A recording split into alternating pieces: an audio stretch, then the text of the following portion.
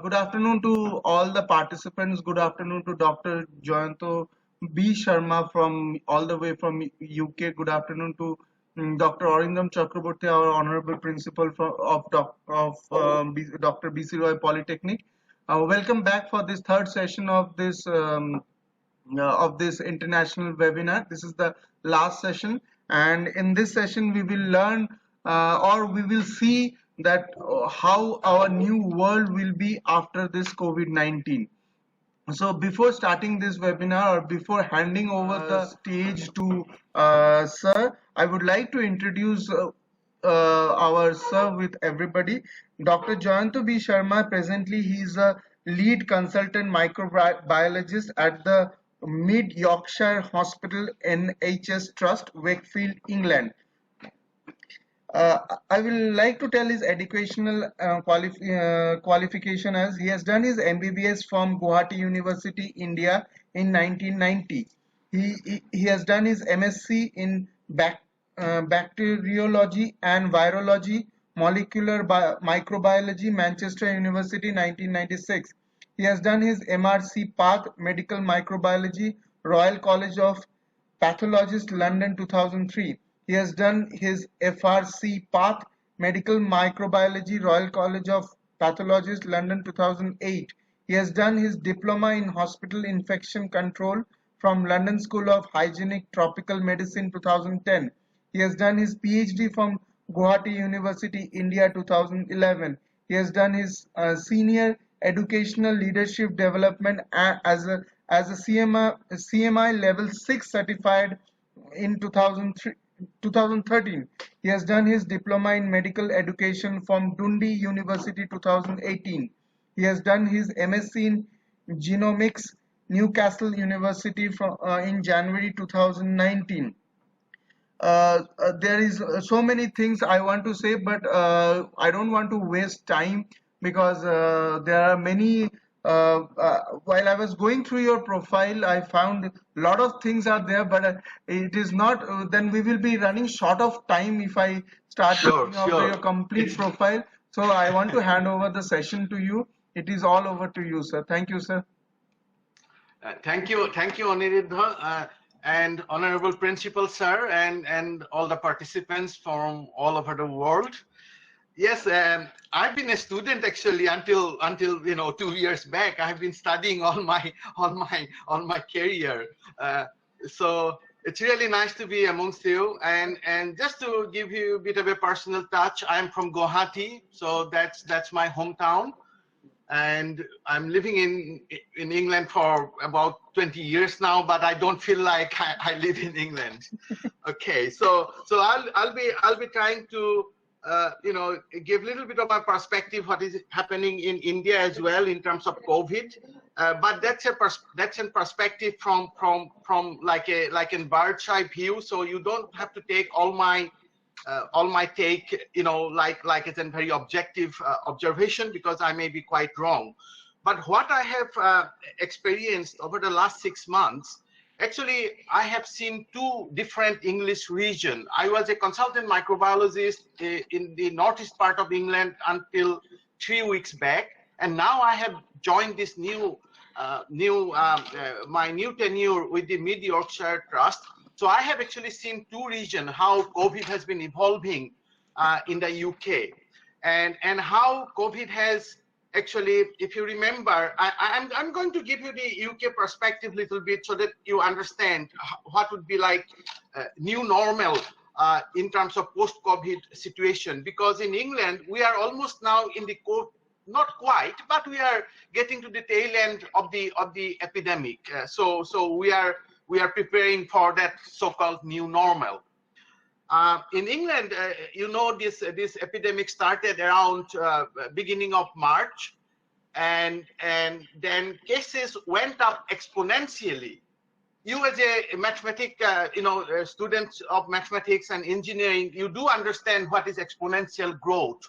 It is very difficult for general people to understand what is exponential growth, but you do understand what is exponential growth.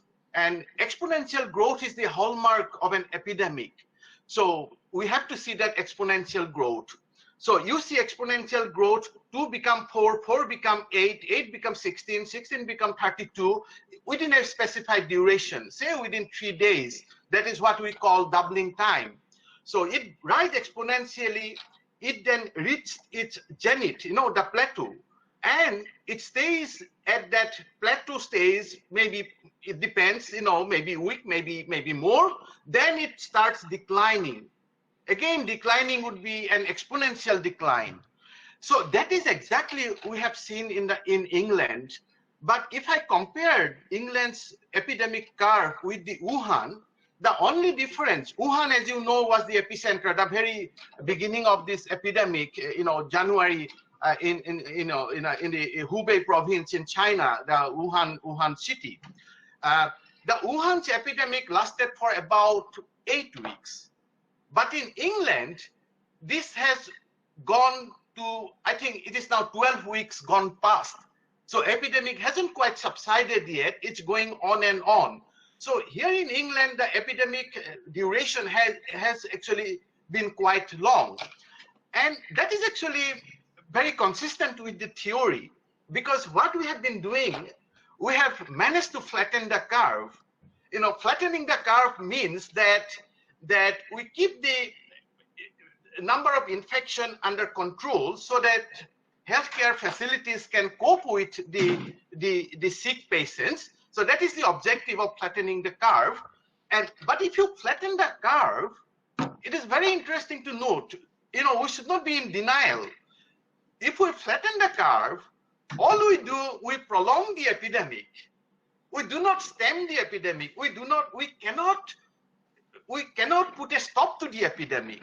All we can do, we prolong the epidemic so that eventually the number of patients, number of people the bug is going to infect would be the same. Instead of in 1 week time, it would be in 2 weeks time. So that is the only difference.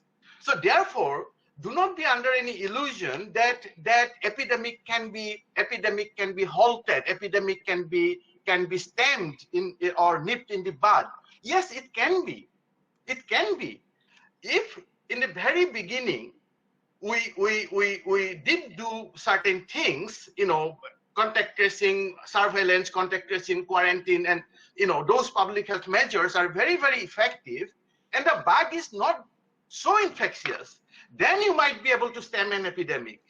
But for a bug like corona, which is so infectious that your system would be overwhelmed, the contact tracing system would be overwhelmed when there has been a exponential rise in cases. So therefore, an epidemic like corona, I think cannot be stemmed. That is what we have seen all over the world. We haven't seen epidemic has been put to a stop. It has been going on at its own pace. It's running its own dynamics, and that dynamics is different in different countries. It is different in different societies. I will come to that. But what is new with the corona epidemic this time, or rather pandemic this time, the world has tried that no, we will put a stop to the epidemic, and therefore the theory of suppression, what I was described beforehand, the flattening of the curve approach is called mitigation strategy. That is the mitigation strategy. You do social distancing, you close school, you close office spaces, you close sports activities, recreational activities, and so on. That is to flatten the curve.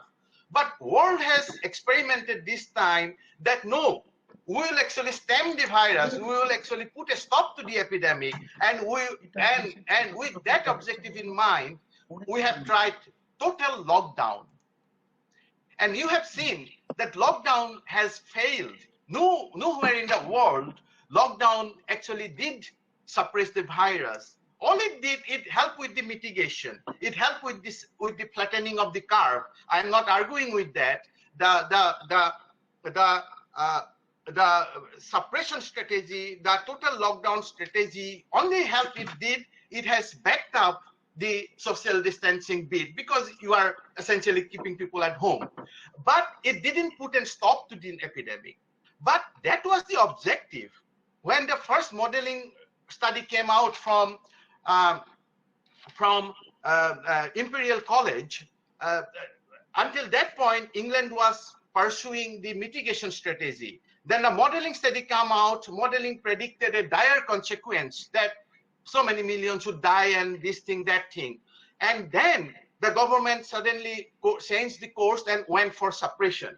But suppression didn't work, as you can see. In fact, the United Kingdom's epidemic curve is a textbook example of an epidemic curve. Exponential rise, then plateaued, then a slow declining. Declining hasn't been as rapid as the rise. Declining has been slower, and that is consistent with the flattening of the curve approach. So all I am saying that although world tried with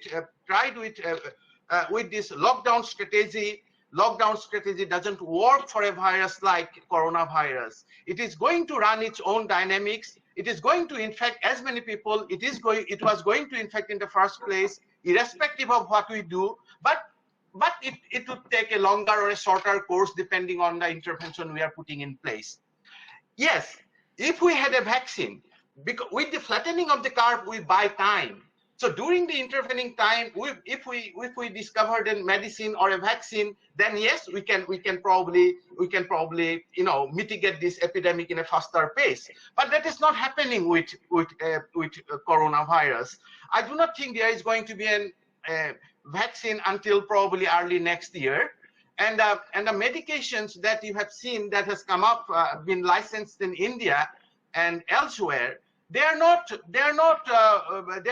like Mokardhos, they are not magic bullet. Those medications only work in severely ill patients. Those medications are no good in mild or asymptomatic cases.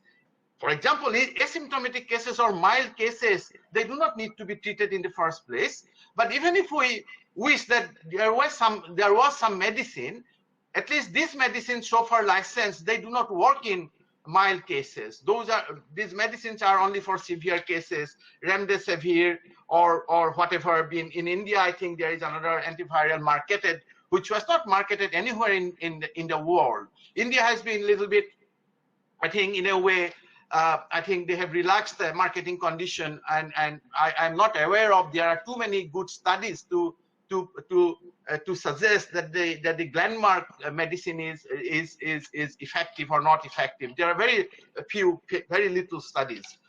Okay, that is the I'm kind of laying out the platform for the post-COVID scenario. But before I go to post-COVID, let me tell you a couple of more things as well. I have come up with two phrases to define this COVID phenomenon. The COVID phenomenon, I would say it is an urban phenomenon and it is an indoor phenomenon. I think these two phrases encapsulates COVID epidemic in a very concise way. And this is not surprising. COVID is a respiratory virus, and its mode of transmission is direct patient-to-patient contact and indirect patient contact via fomites. That is its primary route of transmission. Yes, of late, there has been some, letter written by scientists saying that COVID can spread by aerosol. Don't be panicky by that sort of information. Yes, COVID can spread by aerosol. That was found. Where that was found? That was found in a laboratory condition. That was not found in the real world. That was found in the laboratory condition. We find a lot of things in laboratory condition. So laboratory condition doesn't translate to real life scenario always. Good, bad, any laboratory results doesn't automatically translate to real life scenario just as it is. Real life scenario is much more complex. But yes, COVID can be aerosolized, and that is a danger again for confined places, for indoor places, for confined places. So therefore, when I say COVID is an indoor phenomenon, the recent awareness that it might transmit by aerosol, actually my hypothesis is actually reinforced, because if it is aerosolized, then the danger is actually indoor places, in a confined places. Because in outdoor, the dilutional effect of natural air is so much that even if I cough and expel millions of coronavirus on outside, those particles will be diluted in no time. Diluted in no time. So be very, use time, for any respiratory disease, the primary principle, we should be spending more time outside. We should not be spending time indoor, 4 people living under one roof. Okay, we are all middle class, higher middle class people. We can afford to live in one room. But what about the urban pores? What happened in New York? New York's Manhattan is the affluent part of the city. They didn't suffer. People suffered in Queen area, and there is another area, other 2 areas where black people, where downtrodden people, where poor people live, and the number of incidents were the highest. So corona is affecting urban poor disproportionately. It is very sad. Any outbreak, any disaster, they always strike the poor the most. And this is happening with corona as well. So corona is not extraordinary in that sense. It is just following the normal kind of, its predecessor in that sense. So it is an indoor phenomenon. It is an urban phenomenon. You can just go, where the hotspots are. I don't have to give you example. In India's case, you do know very well. Where is in Maharashtra? In Mumbai. Where in Mumbai? In the metropolitan areas. Majority, 90% cases are from metropolitan areas. Then you think about Delhi, again, you would come up with the same, same locations. Then think about those super spreading events. How, that Jamaat incident, that was a typical example of indoor phenomenon. Thousands and thousands of people in a confined place for many, many days. Those are the accelerator for coronavirus phenomenon. Now let me very quickly come to Indian scenario. Have we seen exponential rise of cases in India?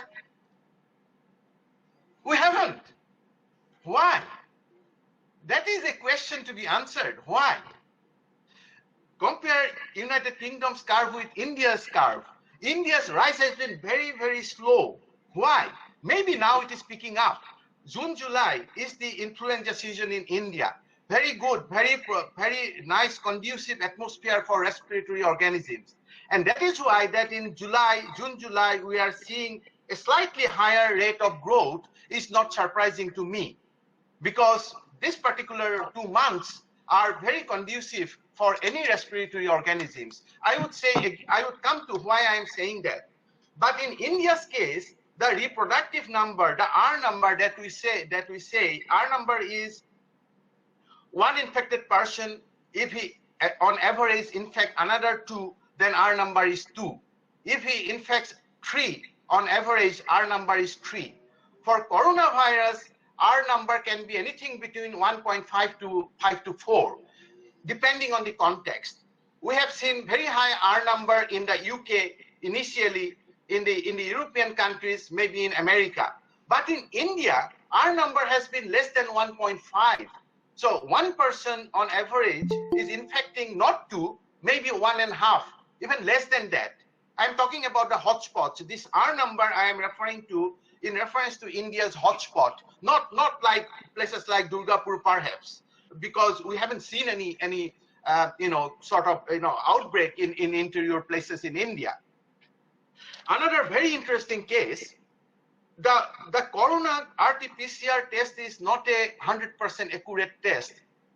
This test gives us a lot of false positive and false negative result. I do not want to dwell into false positive, false negative aspect of the corona results very much, but I am simply giving you the reference. You find out, you Google, you are engineering student, you love formulas, so you would find out yourselves what could be the false positive result in India if you perform tests on asymptomatic patients. There is something called pre-test probability, and following a medical test, what we get is depending on the test result, we get a post-test probability.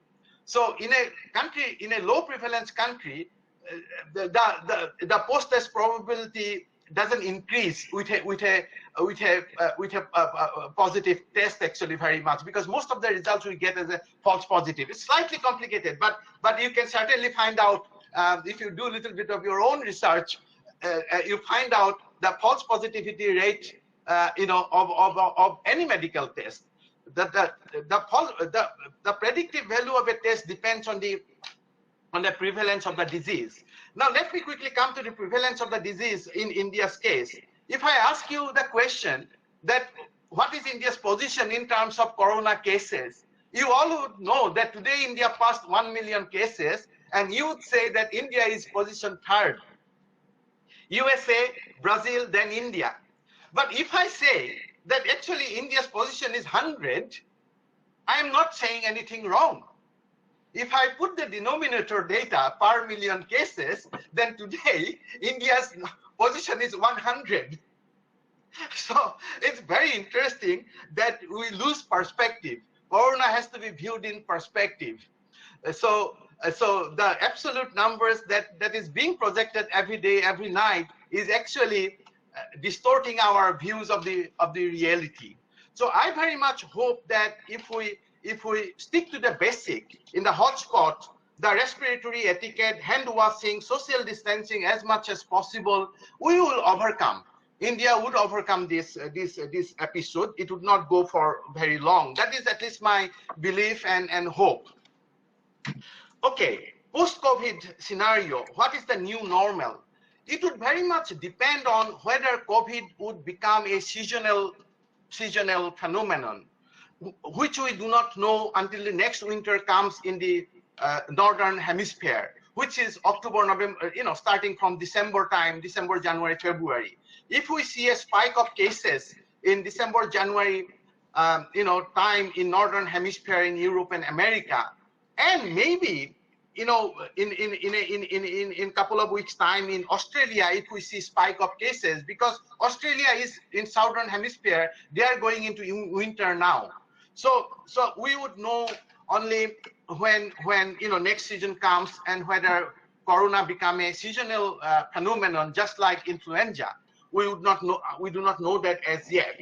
It may be, it may not be.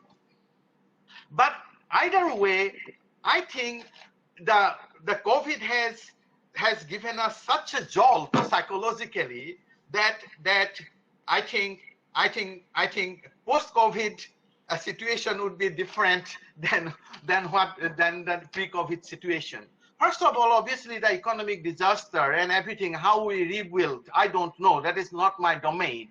But I think in terms of public health messages, it would be that that hand washing, then wearing probably that mask in public places, and practicing respiratory etiquette, spending less time in indoor, and even if we spend time in indoor, so that we spend time in well ventilated places that has got cross ventilation. In India, we should make our houses, we should make our workplaces very very efficient with cross ventilation, because remember, air is the ultimate diluent.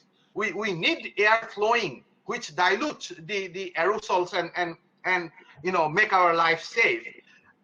Now in the UK, I am experiencing this new normal. For example, I take train to my work.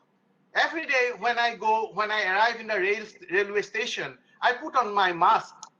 That is not compulsory, but once you enter into the inside to the carriage, it is compulsory that you put on your mask. Then rail station, I see alcohol hand rub being distributed. There are stands where you can use alcohol hand rub, desanitize your hand. Then when I arrive my workplace, in the hospital, everybody has to, patients, doctor, in the communal area, everybody has to wear the mask. In the clinical area, we follow guideline. That's a different thing I'm not getting into. But even in the communal places, in the corridors, in the outpatient area, everybody has to wear a mask.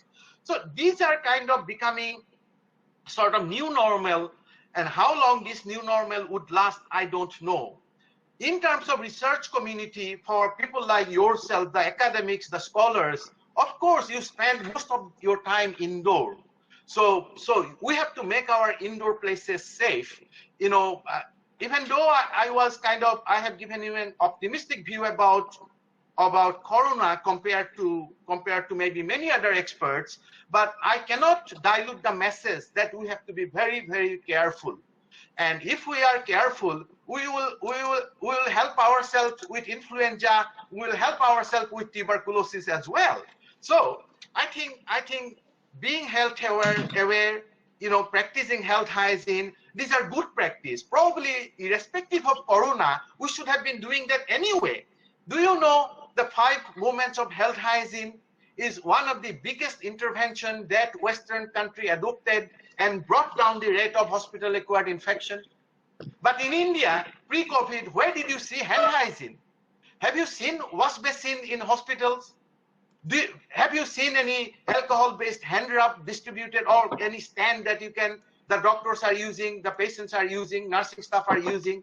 We should have been doing those stuff anyway. But I hope with the new normal, maybe we'll be practicing hand hygiene more in hospitals, and we'll cut down our rates of hospital-acquired infection. Millions and millions of people die. Let me give you a quick statistic before we go for some questions, because there are so many things that comes to my mind that I'm confusing you at times as well, but I'm still trying to stick myself with one bit of information at one time. Do you know that there are about 50% of Indian people who got tuberculosis infection? You would not believe that. I'm not talking about active infection. Active infection percentage would be much lower, but we are subclinically infected. 50% of Indian population subclinically infected with tuberculosis. The bacteria lie dormant. Then when we become immunosuppressed, it may reactivate. You know, that is how TB, that is a disease, that is the tuberculosis disease. Tuberculosis is the most successful pathogen in the history of pathogens. And tuberculosis is a respiratory organism. So 50% of Indian population already infected with TB. Can you believe that? How many millions of people die of hospital-acquired infection in a year? Find yourself out. Corona would pale into oblivion. Corona would pale into oblivion. As on today, the mortality in India is 16 per million, or maybe 19 per million. In the United Kingdom, 600 per million. In the USA, about 400 million. So 16 or 19 compared with 400. See the difference. Why? Why in India we are not seeing the devastation that we have seen in Western countries? To me, and it is backed by many studies, it is to do with the humidity and temperature. When we cough, when we generate respiratory droplets, in northern hemisphere countries, because of low humidity, what happens? The droplets evaporates very quickly, and they release the viral particles. They become aerosolized. So virus particles suspends for longer period of time in northern hemisphere, where humidity is low and temperature is right for that to happen. So in India, when we cough, because of high humidity, the droplet doesn't dry up. So they settle down to the ground very quickly. So in India, danger is indirect transmission. Indirect transmission is less efficient, but nevertheless, it is a danger. If I contaminate my indoor, suppose I am a poor rickshaw pullers. I live with my 3 children and wife with 5 people in one single room. My whole room would be contaminated. And my son would touch the table. He would then put his hand into his eyes and mouth. He would get infected. That is what is happening with the poor people everywhere, not in India, everywhere. So again, let me summarize. Corona is an urban disease. Corona is an indoor phenomenon. It encapsulates the whole corona phenomenon. And corona bug is just one factor. I said the R value, the reproductive number, is very context dependent. If it is 4 in America, it's just over 1 in India. So it depends on the social dynamics as well. There are a lot of factors, people's behavioral, behavior as well. There are many factors. Our plus factor has been our jalabayu, but our Achilles heel is our congested living conditions in urban centers. That is our Achilles heel. So whatever advantage we have gathered from in terms of our global positioning, that has been negated by our congested living condition. So it's you know about equations. So infection is an equation. There are many parameters on either side of the equations. So doing a modeling is very difficult. There cannot be one universal model because parameters changes from places to places. So with the modelings, we got things wrong. There has been a paranoia spread, and the infodemics, you know about the infodemics. If you get the running commentary of every single case, it feels to us like that corona is the only thing in the world and nothing else, and that is called availability heuristic. Heuristic are the mental shortcuts. We as a human being, we do not apply logic all the time. We apply shortcuts because logic is there, but we usually do not go 1 + 1 2. We apply some shortcut. Oh, he looks like that. Oh, he must be a bad people. That is called mental shortcut, which is bad thing, which is like our prejudice and things like that. That are shortcuts. Likewise, with corona, if single information is being bombarded on you by media all the time, even though that phenomenon is very rare, it looks like that phenomenon is a very common phenomenon. For example, all the graves that you have seen in the media, in the UK, it is the worst affected country in the UK. And believe me, I haven't seen any mortuary overflown with dead bodies. I haven't seen any, refrigerator truck in front of hospitals where bodies are being stored. I haven't seen it. But you have seen it in the media twice, thrice, 10 times, and the mental picture in your head is that this is what is happening in Italy, this is what is happening in Spain and England. But it is not. It is not. This is called heuristic. This is called availability heuristic. Whatever we tend to see in the media, that becomes like the commonest thing for us. So that is what we are thinking. Our views are being distorted. So I think I have covered quite a bit of things within this half an hour. Probably I have spoken less about the new normal, but new normal is that I think in terms of maybe your institution, you need to look into your rooms, make it well ventilated, and carry on your normal life. And outdoor is the safest place. Take it from me. Outdoor is the safest place. Don't worry about your field activities. Yes, do maintain social distancing, but practice hand hygiene, etc. But don't put off your scholarly work because of that so-called lockdown kind of stay at home. Stay at home is a wrong message. Stay at home is home. Transmissions are taking place at homes at the moment because people are not on the outside.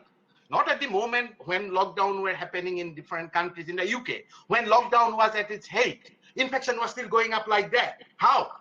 Where infection were taking place? At home. And which home? Nursing homes. Nursing homes in England means old people homes. The old people homes, out of 16,000 old residential people's home in England, about half of them had outbreak of coronavirus.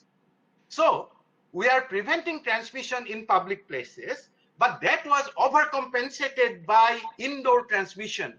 Places like prisons, places like poor people's home, and in India's case, we do not have old people's home. Instead, what we have poor people's home in urban centers, which is, you can, in a way, equivalent to residential places, like a hostel, So we have to balance our views, but my message to you is that as a scholarly community, outdoor activity is the safest.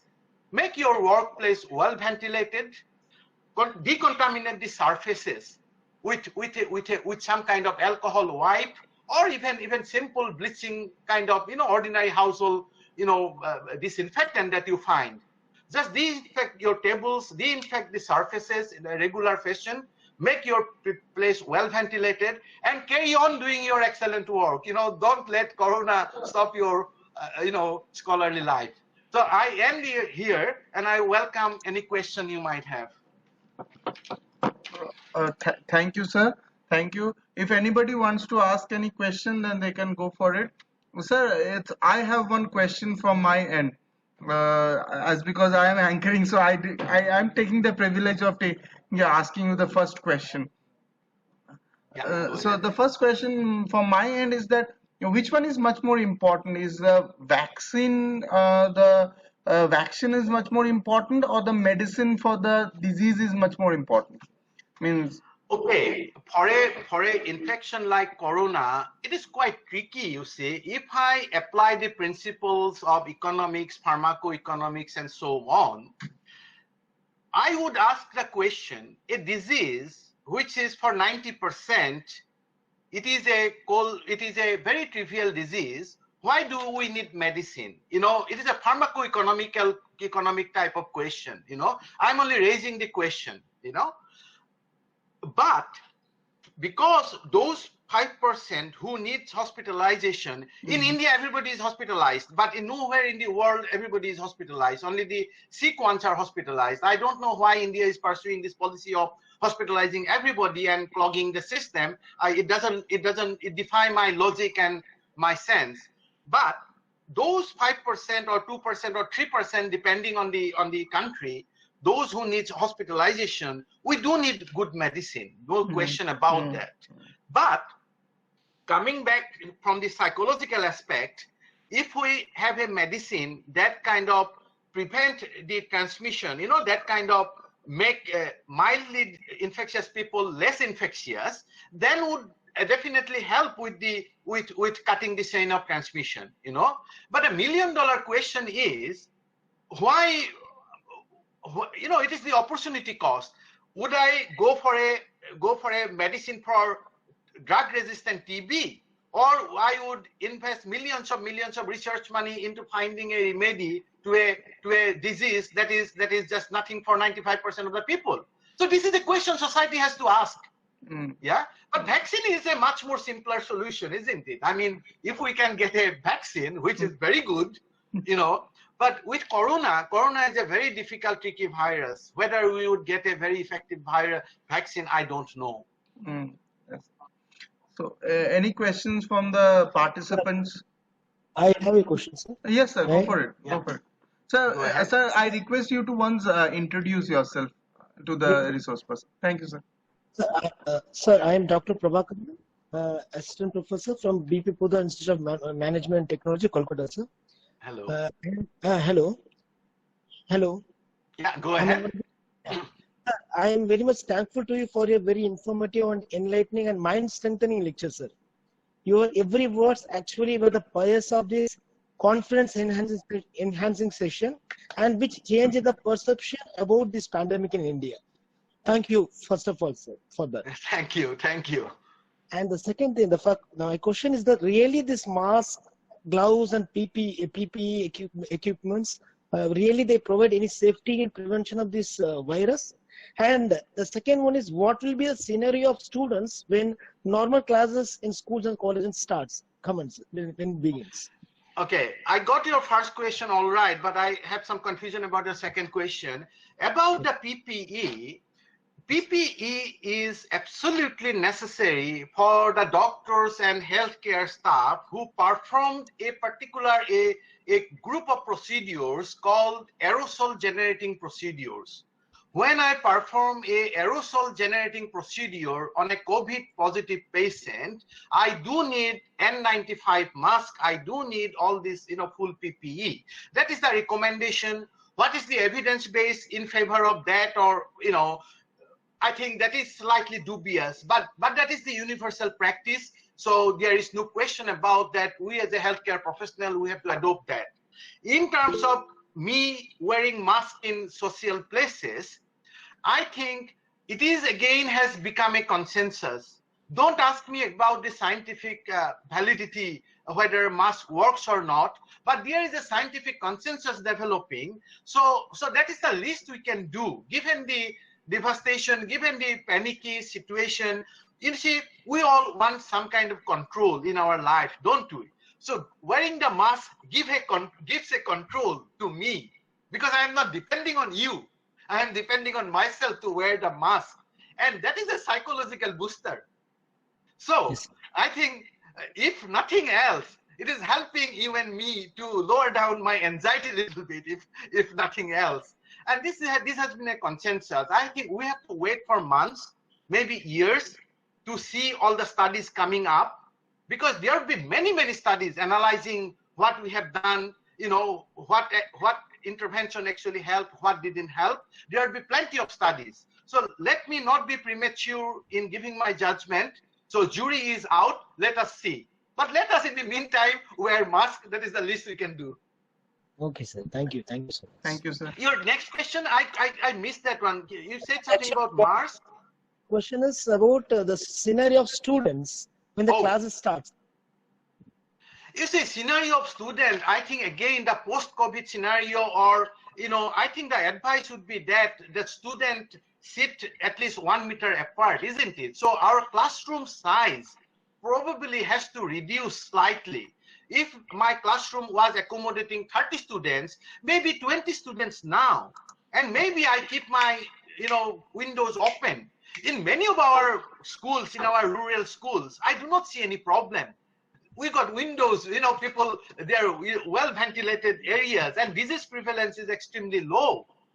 I again repeat, it's an urban phenomenon. In urban places, we have to raise our standard in terms of distancing and ventilation and so on. In the rural places, maybe we can be a little bit relaxed. We can go back to our age-old system of maybe, we can really do our stuff outside in the school field, there are many, we, as a human being, we always innovate, we find out, the way forward. Only thing is that we need to keep things in perspective. We need to, know what is actually going on, then we'll find our way out. But I think the standard practice in urban places would be to reduce the class sizes so that students can sit apart, at least 1 meter apart, if not 2. That is what Western countries are doing. And keep your room well ventilated and provide students with facilities of hand hygiene and give them the education that don't, kind of apply your hand to your nose and mouth and eyes, apply hand hygiene all the time and be careful. That, I think that's the way forward. Thank you so much, sir. Thank you. So there is one question from Bappaditya Das. He's saying that, so we don't need lockdown. Why every country not only went for lockdown? It is a COVID in a government. What is in government? Government is just a tiny part of the society. So a minister, that whoever, they are representing you and I. If the whole people were asking for lockdown. If I remember correctly, in India, people were asking for lockdown. So people got what they wished for. So it is a collective decision making. I do not think cabinet is making a decision. The 5 people in the cabinet made a decision. What they are doing, they are simply giving voice to the millions of people. They are representing people's panic. So that's why at the very outset I say this is a psychological phenomenon. And lockdown, if I give you a specific answer why all the government went for lockdown, I briefly alluded to that. It was the Imperial College modeling study that has triggered this lockdown kind of hysteria. In the UK, government was not going down for lockdown.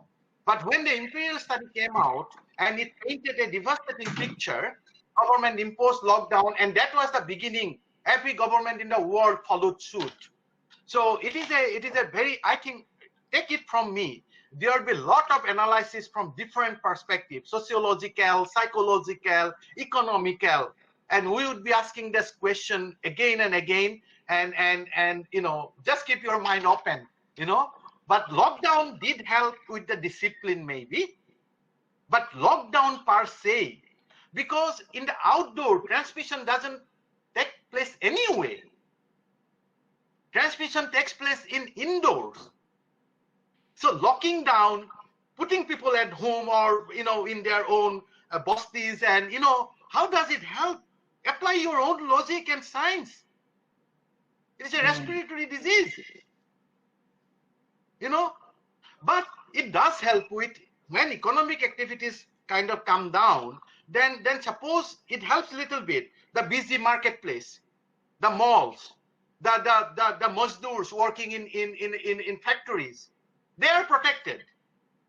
The office, the call center workers who are cramped into 1 square foot area, 4 people. Yeah, those are indoor places. So lockdown, but for that you don't need lockdown. You can simply stop those activities. Yeah. So when we say lockdown, what do we mean by lockdown? It's a very nebulous term. But all I am saying, many things within lockdown probably help. But what doesn't help is preventing people going outside to my garden, to go outside to the field. That doesn't help. That's counterproductive. So, the next question is from Sangeeta Krishnan. What is the usual body temperature in COVID-19 disease patients? Oh, I think don't be too try to be find out to be so specific. It is only described as fever. So fever, a new cough, not somebody who has been coughing for 6 months. He suddenly got COVID. That would not be a criteria for diagnosing COVID. So diagnosis for diagnosing or suspecting COVID would be a new temperature, a new cough, and that cough has to be not like just once. It has to be continuous, and it needs to be repeated. So sometimes we get cough for irritation. That is not COVID. So a temperature, whatever is the temperature, is above the normal body temperature. It can be mild, it can be a little bit higher. Then another very intriguing symptom is loss of smell. That has come up very big. That loss of smell has been very specific to COVID, which we don't find in case of any other respiratory virus. So these are the very mild kind of things, and most people would not go beyond that. That is it. Within 3, 4, 5 days, he would get better. But those with risk factors like diabetes, hypertension, and those who are on immunosuppressive medications, those who are elderly, they have to be careful, because the disease, he may not recover within 7 days. Usually most people recover within 7 days. What happens beyond 7 days, if he is unlucky, then there may be actually severe symptoms. So he then would need hospitalization and so on. But I have heard story that somebody was swabbed today, very mild symptoms and positive result, and died within 24 hours. It cannot be COVID. COVID doesn't kill people like that in 24 hours. He probably died of, it is probably coincidental. Probably he had a heart attack. Maybe he had a panic attack. But he cannot die of COVID, swab positive today. Just I had a cough for 2 days, swabbed positive today, and died in next 24 hours. It cannot be COVID. So there are a lot of stories, a lot of infodemics going on. And now we feel like if I am a COVID positive and now recovered, I feel like hero as well, don't it? There is another psychological phenomenon going on, like a COVID survivors. We do not celebrate surviving from flu, do we? So it's a lot of things going on. It is not anybody in particular. This is a social reaction. Sir, there is one more question from Kuntal Bhattacharjee. He is asking that, keeping the population density of India in mind, what is that you recommend instead of the lockdown to reduce the spread of COVID-19? You see, it is for COVID, it is just back to the principles, back to the first principles. So all we can do is practice respiratory etiquette. You know, if we distribute free masks and free soaps and make provisions of running water in all the bastis, that would save millions. Where is the provision of running water in the bastis? Tell me. Which NGO is distributing soaps? Which NGO is distributing masks to the basti people? Tell me. We are locking them up. You see? So we can do only what we can do. We cannot reduce the density of our population suddenly. Indian cities got the highest density in the world. What we can do about that? Yes, maybe temporary resident can go home. I think Shramiks migrating back to their villages, which we didn't facilitate to start with, probably was a good step. They were running for safety. That was good thing. Villages are safest place at the moment. You know, so from that point of view, slowing down economic activities might help with the decongesting the cities, but we cannot afford that either for long. So I think we have to make people aware that it can only transmit if I cough in front of you. If my respiratory droplet touch your face, then you are in danger. Or if some aerosols get into you, so that is again we have to be in close contact. So if I am not coughing and you are not coughing, the mask is an insurance policy only. It is not preventing anything. What it is preventing? Tell me what it is preventing. But it is an insurance policy. If I cough, it would restrict the cough within my within a short distance. But otherwise, I mean, if we understand the fundamentals that how we transmit, two things: respiratory etiquette. If we mask is first, that helps in communal places. At our home, when I am living with my family, if I cough, I have to restrict that cough with my hand, with my handkerchief, with tissue papers, with whatever. Then I have to go immediately wash my hand. If I decontaminated the surfaces, I have to wipe them. So these are the education things which we can promote. Are we giving any tissue papers to the poor people? No. Are they meant to buy tissue papers? It is even luxury for the, but how much tissue paper cost? Tell me. Nothing. It can be mass produced. But this respiratory mask that people are home producing as well, which is good. But if I use that mask continuously for 3 days, this mask could be harboring coronavirus if I am infected. A wet cloth, where I have coughed out with millions of respiratory, corona particles on my mask, that mask is now the most dangerous thing. So, we have to apply, we have to take our responsibility. Government can only give few messages. The messages doesn't encapsulate the whole science.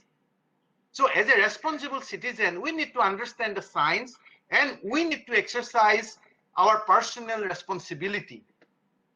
How I keep myself safe, how I keep my children, my father, my parents, my grandparents safe, and my neighbors safe. A lot of education thing has to be done. There is no magic bullet. In a country with high density, we need to focus our health promotional activity in the urban congested areas. But that is not happening. How many advertisements you are seeing in the newspaper giving this kind of messages to the people? I think our experts, they failed us, not the politicians. Politicians are nobody but you and me, my brother, your brother. They are not expert. They would relay whatever is told to them by the experts. Yeah. I mean, why chloroquine was advised? Chloroquine killed people. And it is not Narendra Modi ji who come up with the idea, give chloroquine. It must be some kind of doctors who said give chloroquine. Now, we know dexamethasone is a life-saving medicine for corona in severe cases. I am hearing that now dexamethasone is being given to the mild cases, that it would prevent escalation to the severe cases. It would not. If you give dexamethasone to mild cases, you would be harming those people. Dexamethasone is an immunosuppressant. That person would become now infected with bacteria. Dexamethasone is only necessary in severe cases in hospitalized patients. Only those patients would be benefited by dexamethasone. If you give it to me, I would not benefit. So these are the ridiculous things happening, And the other medicine, landmark medicine, that was licensed. Where are the studies? I didn't find any studies. Only study done by the pharmaceutical company, and on that basis, the drug has been licensed. Now people would be spending thousands and thousands of rupees to buy that medicine, which doesn't help, and starving of nutritious diets. That particular landmark medicine is a flu medicine discovered by in Japan. Not even efficacious for flu. Probably it does a little bit of help, not a miracle remedy. I'm very surprised. Not in the UK, not in the America, not in France, but in India, suddenly we got a flu corona medicine. Yeah. What are our experts? I think we have to be. We cannot copy, and we have to apply first principle. When we are in an unknown territory, when we are dealing with something unknown, what do? You apply the first principles, because sun rises in the east. That doesn't change. Corona is unknown, but at least what is known about corona is a respiratory virus, and all respiratory virus before corona, they thrives in indoor places, congested living condition. Then that is the first principle, that corona would thrive in congested conditions. It doesn't need any discovering. We do not apply first principle. We grab, give chloroquine, give this thing, that thing. And wearing PPE in a hot, humid country like India, even the cleaner is wearing PPE, full PPE. He is danger of heat shock. Gloves. How does gloves help? Gloves helps only if after performing the purpose for whatever I worn the gloves, if I take it off after the purpose. If I go shopping wearing gloves from one shop to other shop with the same gloves, the gloves have become your second skin. What you meant to do, you gone to shop one, came out, take off your gloves, throw it away, put on the new gloves when you go to the new shop. That is the scientific thing. But if you put on the gloves 9 a.m. in the morning and take it off 5 p.m. in the evening, your gloves is your second skin. It is not helping. You are touching everything with your hands. You are touching with your gloves hand, different patients. What is the difference? How it is saving you? But we somehow feel that we have worn a Burma, like in Mahabharata, we wore, what is that Burma thing, that kobos. This is not kobos. So I think, so PPE is but we were in Indian recommendation, PPE is given even for head, even for shoe. My goodness, lot of plastics. These plastics are now going to clog the drains. Where is the evidence that we have to wear plastic, covering for the shoe? I sometimes feel very ashamed, to be honest.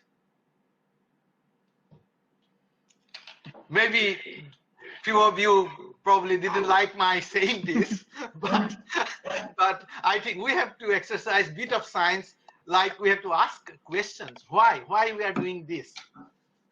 Then answer comes naturally. Thank you, sir. Thank you for your new knowledge. I think we will wind it up. because we are running out of time. We have already 4 past 2 p.m. In India, so it is somewhere around 11:30 a.m. in UK, Yes. if I am not wrong. Thank you, sir. Yes. Yes, thank you, sir. And the way you have what I will say, the way you have delivered your speech, the knowledge which you have shared regarding COVID is we have got a new picture about COVID, and I think most of us were so much surprised to hear that lockdown is not the ultimate solution to spread or to reduce the spreading of this disease. Yeah. So this is one more thing which we have came to know from this session, and I think Dr. Arindam Chakraborty, our honorable principal sir, is there online. He want to share his views. Sir, if you want to share your views about this session. Thank you, Aniruddha. It is a amazing session that I have experienced. Uh, the entire view about this COVID situations, regarding the safety measures, regarding every information have just got changed. Most of us have the same experience, but I have seen the feedbacks or the messages in the YouTube live. So everything it is an amazing session that we have experienced. So thank you once again, sir, your experience that you have shared with us, and the knowledge you have given. We are very much enlightened with this one. Anyway, the entire session is amazing. Entire session was very good. All the 3 sessions we have learned everything. We have learned and, beyond our expectation by the 3 resource persons. Again, we appreciate your consent to be a resource person in this webinar. Thank you once again, sir. Thank you. That's all. Thank you, Chakraborty sir. It is my privilege. You know, it is always good to share views, and I'm really privileged to be with you. And by the way, I got a flat in Rajarhat. So next time I visit, maybe I go to, Sure, sir, I don't know how far Durgapur is from Calcutta. Sir, it is by road 180 kilometers. Whenever you are in India, in Kolkata, you just let me know. We will try to bring you physically to our college. I will love to. We will bring you physically to our college, because the the prevention measures which we have to take related to any type of disease, not only COVID-19, and it is not only required for our students, even if we required as a teachers also, because if we are getting informations, then only we can share the information with our students, and for that reason we need to have the right information about any disease it can be. So thank you again, sir, and thank you again to again for making us knowledgeable that how climatic condition is creating a great impact on spreading this disease. And thank you again, sir. Hope to see you soon again. And I want to thank all the participants from all over the world who has made this international webinar a successful one. Even I want to thank our patron, Mr. Torun Bhattacharya sir, who is the General Secretary of BCREC Society. I want to thank all the coordinators, all the HODs of all the departments. Even I want to thank Dr. Chandan CKG sir, CK Ghosh sir, professor of BC Roy Engineering College, for the program chair. He was the program chair of this program. And there are some queries from the participant sides that I will send you the feedback link through your mail just after completion of this session, and even I will send the feedback link through the WhatsApp group also. You can share your feedback, and for your kind information, you need to submit this feedback by today 10 p.m. according to Indian Standard Time.